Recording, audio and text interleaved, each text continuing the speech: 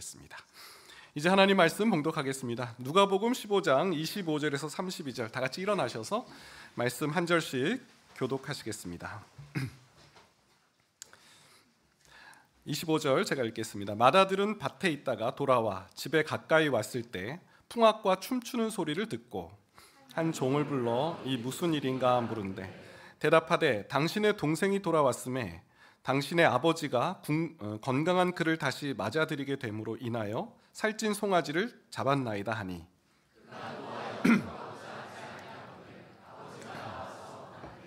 아버지께 대답하여 이르되 내가 여러 해 아버지를 섬겨 명을 어김이 없거늘 내게는 염소 새끼라도 주어 나와 내 벗으로 즐기게 하신 일이 없더니 아버지의 살림을 창녀들과 함께 삼켜버린 이 아들이 돌아오매 이를 위하여 살찐 송아지를 잡으셨나이다.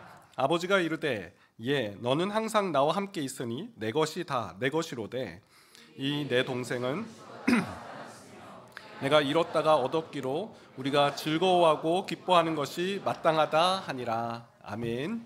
자리에 앉으시겠습니다. 오늘 설교 제목은 아버지의 환대 2입니다. 아버지의 환대 2. 지난주의 설교 제목이 아버지의 환대였죠. 오늘 두 번째 시간입니다. 지난주 둘째 아들이 먼 나라에서 허랑방탕하게 아버지 유산을 다 탕진하고 빈털터리가 돼서 아버지께 돌아왔죠. 아버지, 저는 더 이상 아버지의 아들 자격이 없습니다. 감당하지 못합니다. 저를 품꾼의 하나로 보소서. 이때 아버지는 무슨 말이냐? 그에게 신발을 신겨주세요.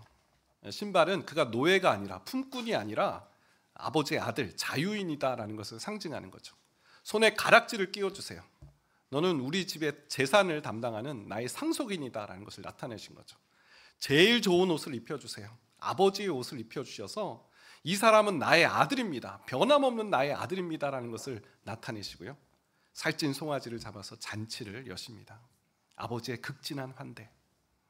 아버지 앞에 몸둘 바를 모르는, 아버지 앞에 부끄러워 설 수 없는 그 둘째 아들을 아버지는 격하게 환영을 해 주십니다. 그런데요, 이 아버지의 환대가 한 번이 아니라는 겁니다. 오늘 말씀을 보게 되면 아버지의 환대가 한 번 더 있다라는 것을 우리에게 알려주고 계세요. 그럼 아버지는 이 두 번째 환대를 누구에게 하고 계십니까? 놀랍게도 맏아들을 환대하고 계십니다. 이상한 일이죠. 맏아들은 집을 떠난 적이 없습니다. 아버지 명령을 거역한 적이 없어요. 항상 성실하고 믿음직해 보입니다. 그런데요, 오늘 본문을 보게 되니까 이 맏아들 마음속에는 아버지를 향한 이 분노, 적개심이 가득한 모습을 볼 수가 있습니다. 몸은 비록 아버지 곁에 있을지라도 이 마음은 아버지를 멀리 떠나 있는 이 아들. 몸탕자가 아니라 이름 붙여봤어요. 몸탕자 둘째 아들이라면 마음탕자, 큰아들인 거죠. 어떤 면에서 이 상태, 이 첫째 아들, 맏아들의 상태는 더 심각한 상태입니다. 둘째는요, 자신이 하늘과 아버지께 죄를 지었다는 사실을 계속 고백해요. 아버지, 저는 하늘과 아버지께 죄를 지었습니다. 아버지의 아들로 자격이 없습니다라는 것을 계속 고백해요. 이것은 그가 자신의 죄를 인식하고 있고 아버지 앞에 아버지께 돌아오는 그 결정적 계기가 되었잖아요. 스스로 돌이키게 되잖아요. 내가 잘못된 길을 가고 있구나라는 것을 인지하여서 아버지께 돌아올 수가 있었어요. 하지만 이 맏아들의 그 아버지의 떠남, 마음으로 아버지를 떠나는 것은 인식이 되지 않아요. 그는 아버지께 죄를 지었다는 생각을 단 한 번도 한 적이 없습니다. 오히려 반대예요. 아버지가 나에게 죄를 지었다라고 생각해요. 아버지 때문에 내 인생이 고통스럽고 아버지 때문에 내 인생은 지금 하나도 기쁘지 않고 아버지 때문에 모든 일들이 나한텐 너무 힘들다라고 지금 외치고 있는 거예요. 결국 그는 이 아버지에 대한 분노로 집에 돌아오지 않아요. 동생은 돌아왔는데 집 주변을 서성이고 있습니다. 여러분, 우리의 이야기가 아닐까 생각해 봅니다. 이렇게 하나님께 나와 예배드리고 하나님을 한 번도 떠난 적이 없고 하나님의 명은 다 지키는데 의무적으로, 형식적으로 하라고 하니까 하지요. 마음은 절대로 주지 않는, 나의 기쁨이 아버지와 함께하는 기쁨이 아니라 의무적으로 하는 그 행동, 그거를 마치고 다른 데서 기쁨을 찾는 그런 모습이 우리에게 얼마나 많이 있습니까? 아버지 주변을 그냥 서성이고 이러지도 못하고 저러지도 못한 그 어정쩡한 그런 아버지와의 관계. 여러분, 오늘 그 아버지께 나아오지 못하는, 스스로 돌이키지 못하는 그 아들을 향해서 아버지가 직접 와서 더 적극적인 환대를 하시는 장면을 볼 수가 있습니다. 시편 34편 8절에 보니까요, 너희는 여호와의 선하심을 맛보아 알지어다. 그에게 피하는 자는 복이 있도다라고 말씀하세요. 신앙은 이론이 아니에요. 신앙은 그냥 옆에서 관망하고 내 할 거 하는 의무만 행하는 것이 아니에요. 아버지의 선하심을 맛보아 아는 거예요. 맛을 보고 그것을 경험하고 누리는 거예요. 주님께 피함을 통해서, 주님께 나아가 그 안에 거함을 통해서 복을 누리는 것이 신앙생활이다라고 말씀하고 있어요. 주변만 도는 것이 아니라는 말씀이에요. 오늘 말씀을 통해서 아버지의 환대, 아버지 주변에서 늘 서성이고 있지만 아버지께 발걸음을 떼지 않는 그 아들을 어떻게 환대하시는지 말씀을 통해 우리를 그렇게 환대하고 계시는 아버지의 환대를 경험하는 모든 성도 되시길 축원드립니다. 자, 아버지의 환대, 첫 번째, 아버지는 어떻게 맏아들을 환대하시는가? 원망하는 아들을 위로하시는 아버지예요. 원망하는 아들, 아버지에 대한 원망으로 가득한 그 아들을 오히려 위로하고 계시는 아버지. 25절에 이 맏아들의 등장부터 한번 보도록 하겠습니다. 드디어 이제 맏아들이 등장하는데요. 누가복음 15장 25절 말씀. 맏아들은 밭에 있다가 돌아와 집에 가까이 왔을 때 풍악과 춤추는 소리를 듣고, 자, 이날은 동생이 돌아온 날이에요. 동생이 돌아온 그날에도 맏아들은 어디에 가 있습니까? 밭에 가 있어요. 열심히 일을 하는 거예요. 그는 성실한 사람이고 충성스러운 사람이라고 볼 수 있죠. 하루도 빠지지 않고 비가 오나 눈이 오나 밭에 나가 일을 하는 맏아들. 그런데요, 집에 가까이 왔을 때 풍악과 춤추는 소리가 들립니다. 맏아들은 종에게 물어봐요. 이게 무슨 일이냐? 지금 집안 분위기는 둘째가 나가서 말이 아니거든요. 아버지는 매일 나가서 성벽에 올라가서 아들이 오나 그렇게 기다리고 있으니 풍악이 울린다? 잔치 소리가 들린다? 이건 있을 수 없는 일이에요. 종에게 물어봤더니 종이 대답을 해요. 당신의 동생이 돌아왔습니다. 그래서 당신의 아버지가 이 동생이 돌아온 것을 기뻐하면서 살찐 송아지를 잡으셨습니다. 자, 이 말을 들은 큰아들의 반응이 28절에 나오는데요. 그가 노하여 들어가고자 하지 아니하거늘 아버지가 나와서 권한대. 그가 노하여, 맏아들이 노했어요. 분노를 터뜨렸다는 거예요. 화를 냈다는 거예요. 지금 누구에게 이 화를 내고 있습니까? 지금 동생에 대해 지금 막 화가 난 걸까요? 만약에 그가 동생에게 화를 낸 거라면 당장에 집에 들어가서 너 이놈, 너 여기가 어디라고 들어와?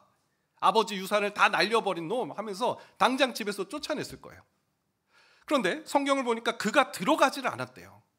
들어가고자 하지 아니하거늘. 그러니까 지금 동생에게 화를 낸 게 아니라 아버지에게 화를 내고 있다는 것이죠. 아버지에 대한 분노가 지금 터져 나온 거예요. 아버지가 찾아왔어요. 그러니까 아버지에 대한 화를 막 쏟아내고 있는데요. 뭐라고 화를 쏟아내냐면 누가복음 15장 29절 상반절이에요. 아버지께 대답하여 이르되 내가 여러의 아버지를 섬겨 명을 어김이었거늘.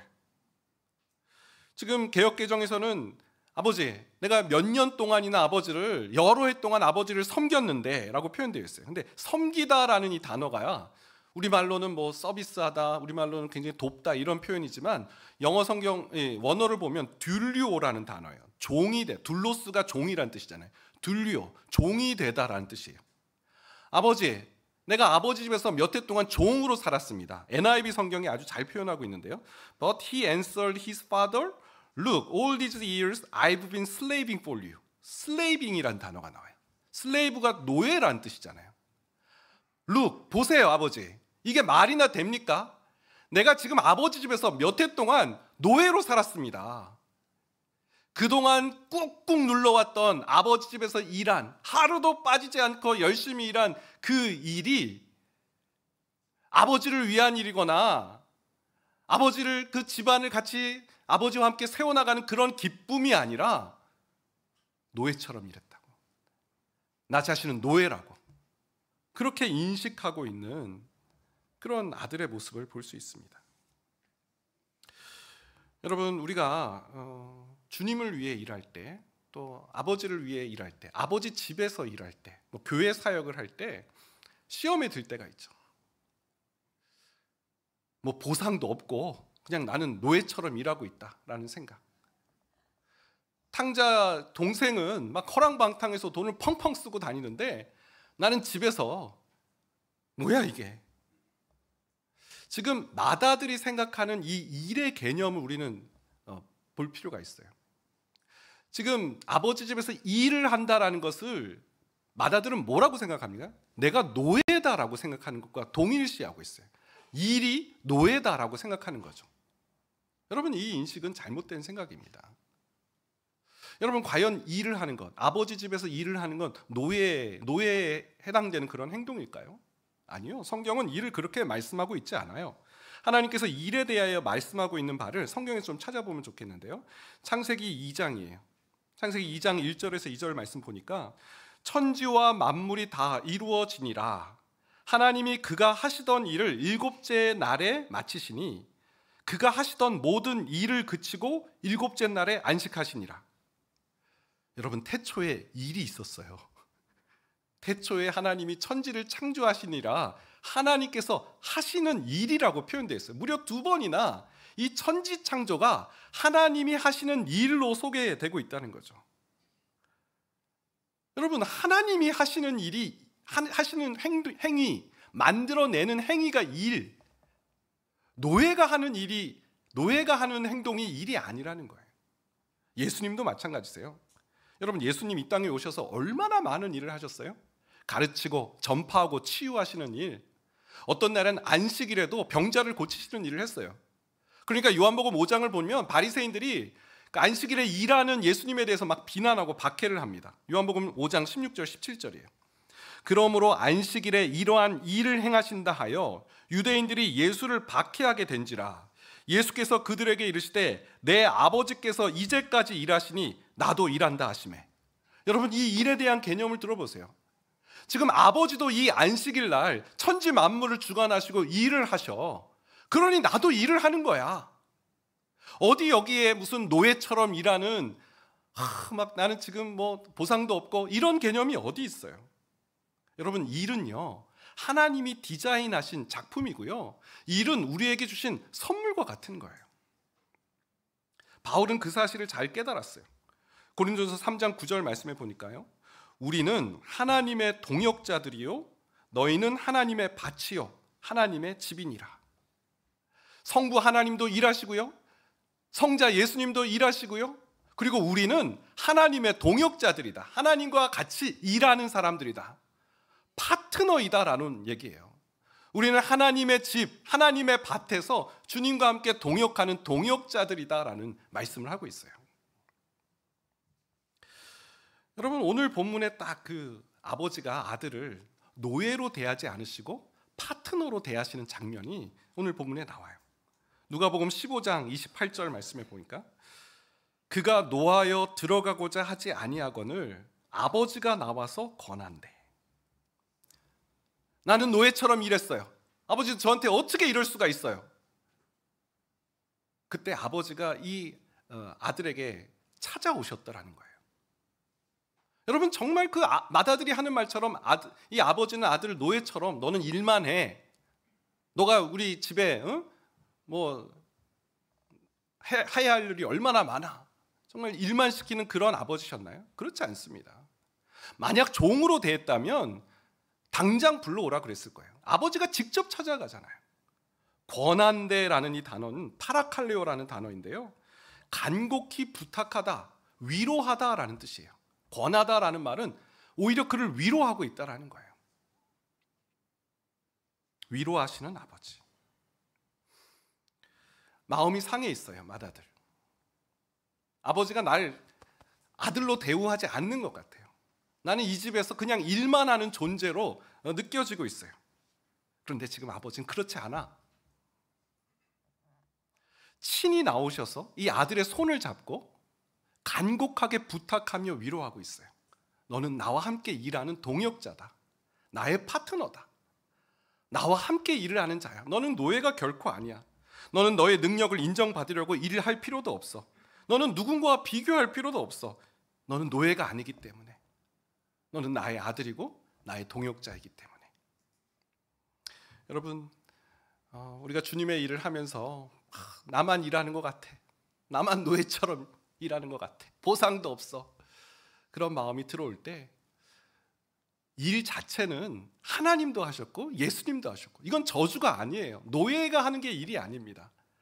하나님께서 우리에게 주신 작품이고, 우린 일을 통해서 좀 하나님을 경험하도록 부르셨어요. 하나님과 함께 동역하도록 부르셨어요. 바울은 자신은 뿌렸고 아볼로는 물을 주었고 하나님께서 자라게 하셨다. 이 동역이잖아요. 나사로에게 그 나사로를, 죽은 나사로를 일으켜 세우시기 전에 이 돌을 옮겨라. 거기 있는 조문객들에게 돌을 옮기라고 하잖아요. 그 돌을 옮기는 과정을 통해서 예수님께서 나사로를 일으켜 세우셨잖아요. 오병이어의 기적, 너에게 먹을 것이 있느냐? 보리떡 5개와 물고기 2마리를 가져오게 하셨잖아요. 그 일을 통해서 예수님께서 놀라운 기적을 행하셨잖아요. 하나님의 일을 행하는 동역자로 우리를 부르신 줄 믿습니다. 주님의 손을 잡고 우리를 파트너로 여기시며 하나님의 일을 감당하게 하시는 그 주님의 손을 잡고 나아가는 모든 성도들 되시길 축원드립니다. 자, 두 번째는요, 시야를 넓혀주시는 아버지예요. 아버지의 환대 두 번째, 시야를 넓혀주세요. 이 맏아들이 지금 시야가 매우 좁아져 있어요. 자, 지금 맏아들이 아버지에게 분노하는 두 번째 이유가 있는데, 첫 번째는 아버지가 나를 노예처럼 부렸다. 두 번째는 동생만 편애한다라는 거예요. 동생만 편애한다. 29절 30절에 이 내용이 나오는데요, 아버지께 대답하여 이르되 내가 여러의 아버지를 섬겨 명을 어김이 없거늘 내게는 염소 새끼라도 주어 나와 내 벗으로 즐기게 하신 일이 없더니 아버지의 살림을 창녀들과 함께 삼켜버린 이 아들이 돌아오매 이를 위하여 살찐 송아지를 잡으셨나이다. 지금 염소 새끼가 나오고요, 살찐 송아지가 나옵니다. 이걸 딱 비교하면서 아버지, 저한테 뭐 해주셨어요? 저 동생, 아버지의 유산을 다 팔아버린 저 동생에게는 살찐 송아지를 주시면서 저에게는 어떻게 염소 새끼 한 마리 주시지 않나요? 왜 아무런 나에게 보상도 해주지 않고 죽도록 일만 시킵니까? 그런 얘기잖아요. 여러분, 그 말이 맞습니까? 정말 아버지는 인색한 아버지, 악덕 기업주 같은 아버지, 그래서 너는 일만 해, 넌 소처럼 일만 해, 아무것도 주시지 않는 그런 아버지였을까요? 아니에요. 지금 이 아들의 시각이 너무 좁아져 있어요. 세번역 성경으로 누가복음 15장 12절을 보겠습니다. 누가복음 15장 12절 말씀 제가 읽어보겠습니다. 작은 아들이 아버지에게 말하기를 아버지, 재산 가운데서 내게 돌아올 몫을 내게 주십시오 하였다. 그래서 아버지는 살림을 두 아들에게 나누어 주었다. 여러분, 12절 말씀, 이 탕자 둘째 아들이 아버지에게 찾아와서 그런 말을 하잖아요. 아버지, 도저히 아버지 죽기까지 못 기다리겠네요. 저에게 미리 유산을 주십시오. 말도 안 되는 말을 하잖아요. 그랬을 때 아버지가 둘째 아들에게만 유산을 준 게 아니라 두 아들에게 각각 살림을 나누어 줬다라는 겁니다. 그러니까 이때 첫째 아들 장남도 아버지의 유산을 받은 거예요. 여러분, 고대 중동에서 장남의 그 분배는 다른 동생보다 2배 그 많은 재산을 받잖아요. 아버지 재산의 3분의 2를 이미 아들, 이 장남, 맏아들은 받은 거예요. 아버지는 아들들에게 자신의 재산을 이미 대부분 넘겨주셨다는 거죠. 그리고 둘째를 위해서 지금 살찐 송아지를 잡은 것은 이제 아버지에게 얼마 남지 않은 재산, 이미 아들들에게 다 나누어주고 본인을 위해 그 작은 남아있는 그 분량에서 둘째 아들을 위해 호의를 베푸며 살찐 송아지를 잡은 겁니다. 그런데 지금 이 맏아들은 그것마저도 지금 이의를 제기하는 거예요. 이미 자기의 것을 다 받아놓고도 아버지가 주는 엑스트라 유산, 아니 그걸 왜 동생에게 주십니까? 나에게는 하나도 주시지 않으면서 지금 그 얘기를 하고 있는 거예요. 맏아들의 마음속에 가득한 이 탐심, 아버지에게 그 마지막 한 것까지 내 것입니다라고 말하는 그 탐심이 지금 아버지와의 관계를 다 깨뜨리고 아버지에 대한 원망으로 지금 쏟아놓고 있는 것이죠. 맏아들이 지금 어떤 상태인지를 디모데전서 6장 10절이 너무 정확히 말씀하고 있어요. 디모데전서 6장 10절. 돈을 사랑함이 일만 악의 뿌리가 되나니 이것을 탐내는 자들은 미혹을 받아 믿음에서 떠나 많은 근심으로써 자기를 찔렀도다. 우리는 보통 돈을 생각하잖아요. 야, 내가 돈을 어떻게든 돈을 어떻게든 벌어보리라. 돈을 추구하고 막 돈에 그 온 관심을 쏟고 있어요. 여러분, 그러면 돈이 와서 척척 우리 몸에 붙나요? 내가 돈을 쫓았더니 돈이 나를 찾아오나요? 아니에요. 성경은 정반대로 말씀하고 있어요. 돈을 사랑했더니, 돈을 추구하고 돈을 쫓았더니 그것이 일만악의 뿌리가 되었대요. 돈을 탐냈더니 미혹을 받는데요. 야, 어디 돈 나올 데가 없어? 막 미혹을 받는 거예요. 그러면서 점점점 믿음에서 떠나서 근심이 자기를 찌르는 거예요. 딱 지금 맏아들 상태예요. 여러분, 지금 맏아들은요, 있지도 않은 일들을 벌써 걱정하고 있어요. 아버지가 아들이 돌아오니까, 둘째가 돌아오니까 살찐 송아지를 잡으셨네? 자, 아버지 얼마 남지도 않은 유산을 다 동생에게 줘버리면 어떻게 하지? 나한테는 아무것도 없고? 이 탐심이 그 미혹을 받는 거예요. 있지도 않은 일들을 막 벌써 상상하고 아버지에 대한 분노로 지금 근심으로 가득한 아들의 모습. 여러분, 이런 아들, 아버지 돈 쓰는 것까지 지금 간섭하는 이 아들 어떻게 해야 돼요? 매로 다스려야죠. 놀랍게도요, 아버지는 환대하세요. 그 다음 아버지의 이 말씀을 들어보세요. 31절 말씀. 아버지가 이르되 예, 너는 항상 나와 함께 있으니 내 것이 다 내 것이로되. 여러분, 이 예라는 단어에 좀 주목을 해봤어요. 이는 테크논이라는 단어인데요, 아이를 부를 때 애정을 담아서 부르는 말이 바로 테크논, 예라는 단어예요. 이 단어가 언제 사용됐냐면 마태복음 9장 2절에 중풍병자가 그러니까 자기 몸을 못 가누잖아요. 네 사람에게 침 상체 들려가지고 예수님께 나왔을 때 예수님께서 작은 자야, 내가 죄 사함을 받았느니라 라는 말씀을 하시는데, 그때 작은 자, 예라는 단어예요. 스스로는 결핍과 부족으로 인해서 예수님께 도저히 나올 수 없는, 그래서 누군가의 도움으로 밖에 나올 수 없는 그 자녀, 예. 맏아들의 상태가 지금 그런 상태예요. 아버지에 대한 원망, 탐심으로 아버지께 나올 수가 없어요. 근데 아버지가 찾아오셔서 예, 그러면서 하시는 말씀, 너는 항상 나와 함께 있으니 내 것이 다 내 것이로되.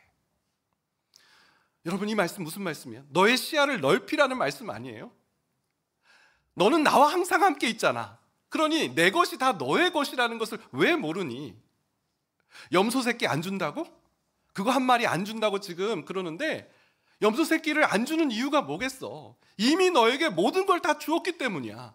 더 이상 그럴 이유가 없고 그럴 필요가 없기 때문에 그래. 여러분, 지금 아버지는 아들에게 염소 새끼 안 주는 그런 비정한 아버지 아니라는 거예요.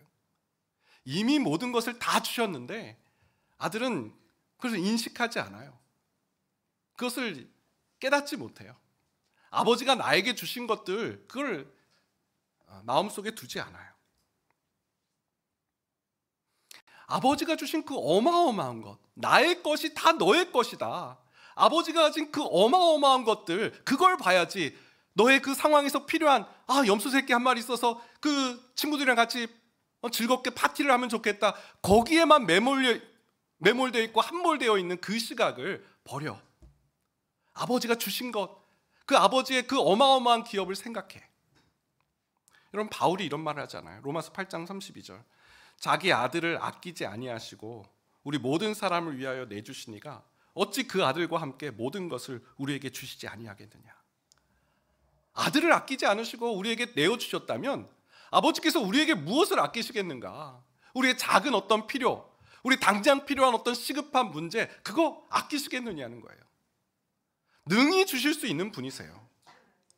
만일 우리에게 그것을 곧바로 주시지 않는다면 거기에도 하나님의 선하신 뜻이 있는 것 아니겠습니까? 신뢰하라는 말씀이죠. 아버지는 우리에게 모든 것을 다 주셨다. 베드로도 이렇게 말해요. 베드로전서 2장 9절. 그러나 너희는 택하신 족속이요 왕 같은 제사장들이요 거룩한 나라요 그의 소유가 된 백성이니. 이것보다 더 큰 게 어디 있어요? 이것보다 더 우리에게 주실 축복이 더 어디 있어요? 왕 같은 제사장, 거룩한 나라, 그의 소유된 백성, 하나님께 택함 받은 족속. 이것보다 더 큰 축복이 어디 있어요? 바울과 이 베드로, 그는 인식하고 있었던 거예요. 하나님께서 내게 주신 그 어마어마한 은혜, 어마어마한 축복. 사랑하는 여러분, 우리가 하나님의 사역을 할 때 마치 맏아들처럼 집에서 일을, 아버지 집에서 일을 하는데 왜 염소 새끼 한 마리 안 주시지? 그런 생각이 들 때가 있잖아요. 당장 필요한 그 무엇이 채워지지 않을 때, 결핍이 느껴질 때, 여러분 그때 우리가 생각해야 될 말씀, 너는 항상 나와 함께하니 내 것이 다 내 것이로되. 다윗이 그런 고백을 하잖아요. 여호와는 나의 목자시니 내게 부족함이 없으리로다. 여러분 정말 다윗의 인생에 부족한 게 하나도 없어서 정말 꽃길만 걷고 그래서일까요? 여러분 목동의 삶이 얼마나 부족함 투성이에요. 풍찬 노숙, 그 승냥이와 이리떼들로부터 양들을 지켜야 되는 그 밤새 고생해야 되는 그 직업이 목동 아닙니까? 다윗은 그 가운데서도 여호와는 나의 목자시니 내게 부족함이 없으리로다. 하나님이 내게 주신 그 어마어마한 은혜를 기억했을 때 그는 염소 새끼의 문제에 빠지지 않았다라는 것이죠. 다윗이 아버지 집에서 누린 그 부요함과 풍성함, 맏아들처럼 아버지 원망하고 아버지를 그냥 주변만 도는 그런 인생이 아니라 아버지 나에게 모든 것 주셨습니다 감사하며 찬양하며 나아가는 우리 성도들 되시길 축원드립니다. 마지막 세 번째는요, 마지막 환대에 진정한 기쁨을 알려주시는 아버지세요. 아버지의 세 번째 맏아들을 향한 환대는 진정한 기쁨의 길을 알려주시는 아버지세요. 자, 지금 맏아들은 열심히 일을 했어요. 동생이 돌아오는 날도 밭에 나가 일을 할 정도로 그는 성실한 사람이었습니다. 근데 문제는 그 일하는 것이 전혀 기쁨이 되지 않았다는 거죠. 스스로를 노예처럼 취급하고 있는 지금 그런 상황이에요. 이제 아버지는 맏아들에게 진정한 즐거움과 기쁨의 그 삶으로 아버지 집에서 어떻게 하면 기쁘고 즐거운 삶을 영위해 나갈 수 있는지 그 길에 대한 말씀을 하고 계세요. 누가복음 15장 32절인데요. 우리 같이 읽어보겠습니다. 시작. 이 내 동생은 죽었다가 살아났으며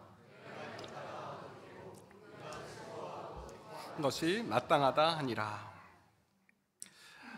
자, 아버지 집의 기쁨, 아버지 집에 거하면서 기쁨으로 일할 수 있는 것, 그것은 아버지의 기쁨에 동참하는 것이죠.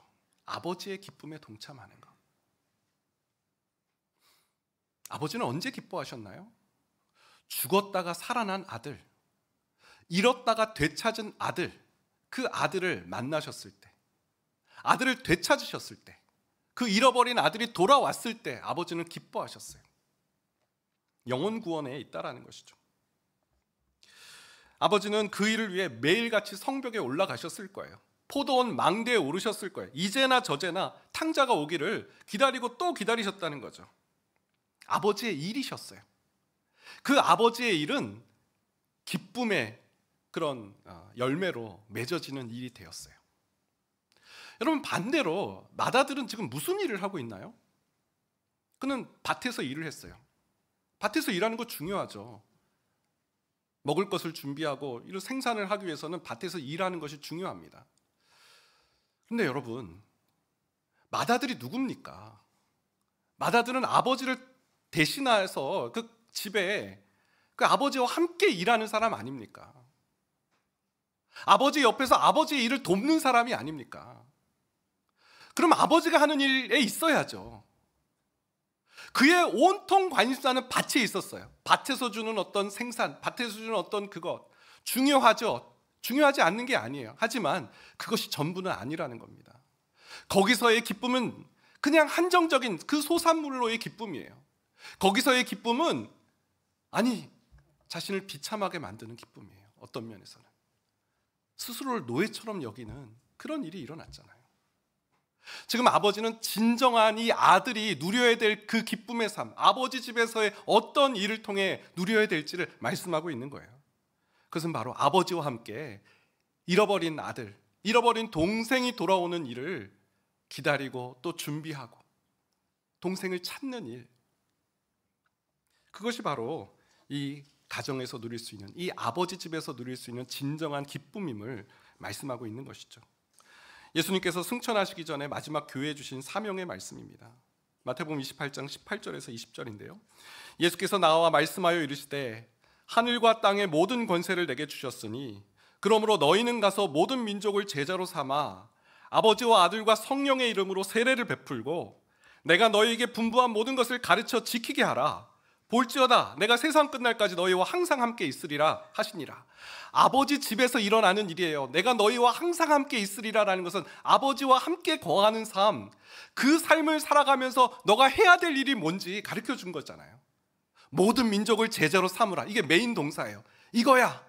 모든 민족을 제자로 삼는, 아버지 집으로 초대하고 잃어버린 백성들을 돌아오게 하는 일, 그 일을 위해 세례를 베풀고 가르쳐 지키게 하며, 우리는 이 말씀을 지상명령이라고 하지 않습니까? 아버지 집에서 아버지와 함께 거하면서 해야 할 일이 바로 영혼구원의 사역. 잃어버린 아들, 죽었던 아들을 되찾는 일. 여러분, 하나님께서 이 땅에 교회를 주신 이유가 바로 이 사명, 이 일을 위해서인 줄 믿습니다. 오늘 사역박람회 날인데요, 하나님께서는 교회를 주셨어요. 교회는요, 영혼을 구원하는 일에 가장 하나님께서 주신 장치와 같은 거죠. 영혼 구원을 위해서 이 땅에 교회를 주셨다는 거예요. 에베소서 1장 23절, 교회는 그의 몸이니 만물 안에서 만물을 충만하게 하시는 이의 충만함이라. 교회는 예수님의 몸이에요. 그 안에 만물을 충만하게 하시는 이의 충만함이 있어요. 이곳에와 하나님을 예배하는 자들에게는 교회는 그의 몸이니 하나님의 몸에 동참하는 거예요. 주님의 몸에 연합하고 주님의 몸에 연결되는 거예요. 그걸 통해서 아버지의 충만함, 주님의 충만함이 우리 가운데 거하는 거예요. 마다들과 같이 주변만 이렇게 돌면서 아버지 원망하고 분노했던 그 마음, 아버지의 위로를 경험하는 거예요. 아버지의 환대를 경험하는 거예요. 아버지의 그 권함, 너는 노예가 아니다. 나의 파트너야. 나와 함께 아버지의 일을 하는 동역자다. 이미 모든 걸 다 받았으면서도 염소 새끼 한 마리에 분노하는 그 마음속에 있는 것, 내가 너에게 모든 걸 준 것을 잊지 마. 그리고 그 받은 것을 아버지 일을 위해, 영혼 구원의 일에 힘쓸 것을 당부하시는 주님. 오늘 우리 동탄드림교회가 또 나아갈 길에 대한 귀한 말씀을 주셨다고 생각합니다. 여러분, 사역을 하는 것, 두렵죠, 떨리죠. 노예처럼 되는 거 아니야? 라는 생각도 들 수 있습니다. 결코 그렇지 않아요. 아버지는 우리를 결코 노예로 대하신 적이 없어요. 아버지의 일을 이루어 가시는 그 파트너로 우리를 부르신 줄 믿습니다. 이미 우리에게 모든 거 주셨고 마땅히 감당할 수 있는 힘과 영역을 주신 줄 믿습니다. 그 일을 위해 우리가 이제 영혼을 구하는 일에 집중하기를 원하시는 줄 믿습니다. 오늘 설교의 결론은 영상으로 좀 마치겠는데요, 우리 사역박람회 지금 봉사하시는 분들의 그 소감을 한번 편집을 해서 만들었습니다. 한번 보도록 하겠습니다.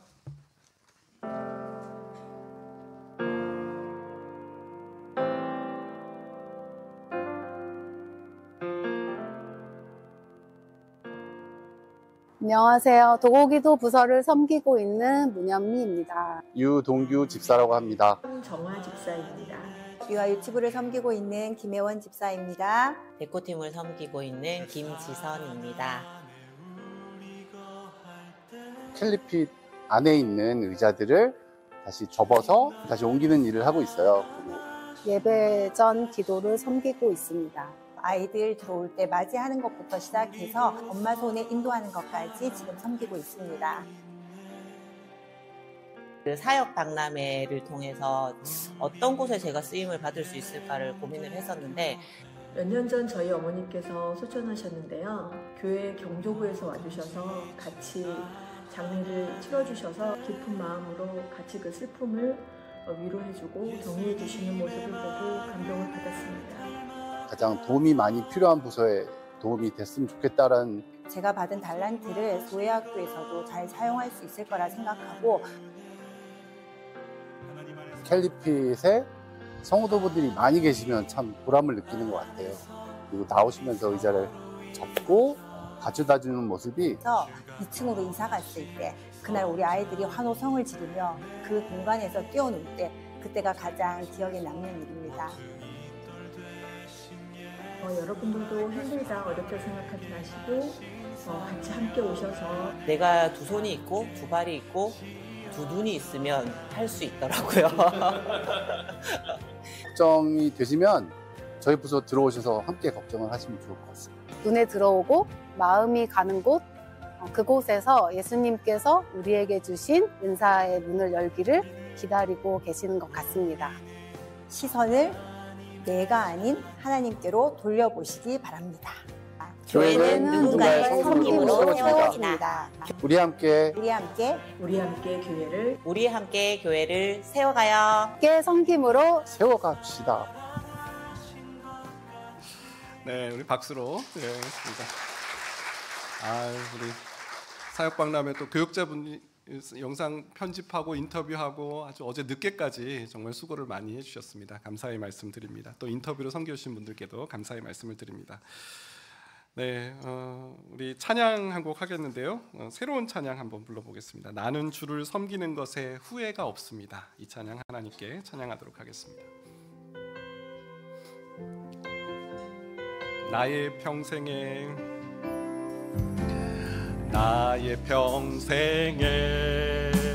가장 복된 일은 내가 예수님을 만난 것이라. 나의 평생에 가장 잘한 일은 내가 예수님을 주로 섬긴 것. 이 세상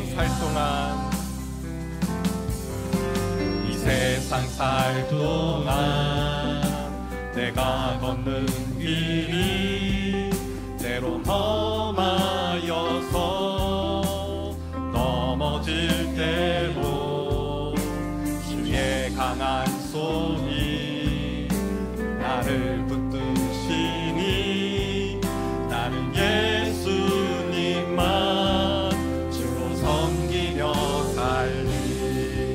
나는 주를 섬기는 것에 후회가 없습니다.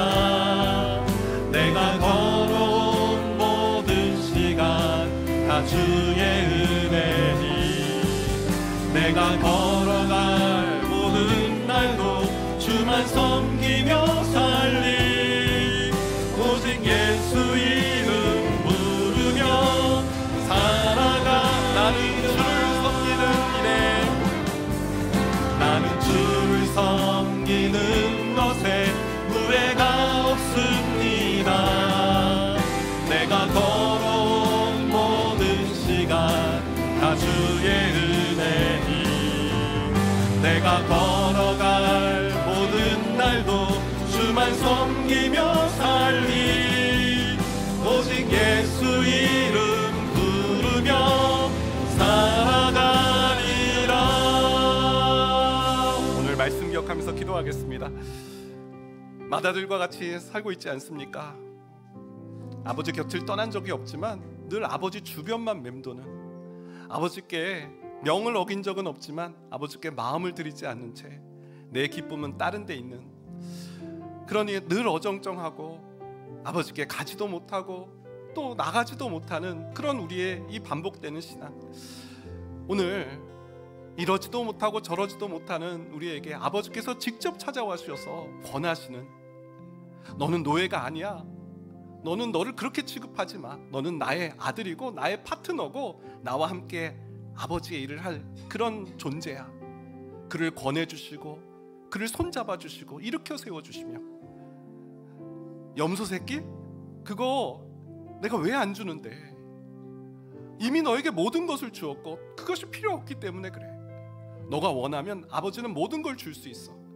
목숨까지 내어줬는데 무엇을 너에게 아끼겠니?